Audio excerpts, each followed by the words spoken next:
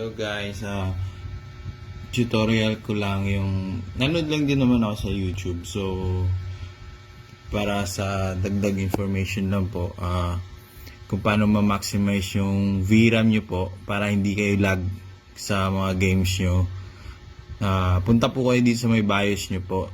Yung pagpunta nyo dito is hold mo yung power button tapos plus volume button naman po. Tapos pupunta kayo dito sa may setup utility. Pagkatapos nyo po, click nyo po. Tapos punta po kayo sa may advance. Makikita nyo po dito sa baba po, UMA frame buffer size. Naka-default lang po yan ng 1G. So ang kailangan po ninyo is 4G yung i-default nyo po. Ipaganahin nyo po. After nyo po, mabilis lang po. After nyo po, exit nyo na po. Tapos save nyo yung lahat ng ginawa nyo po. Yung in-adjust nyo po, save and exit na lang po. Pagkatapos po, after nun po, maximize na yung VRAM nyo po.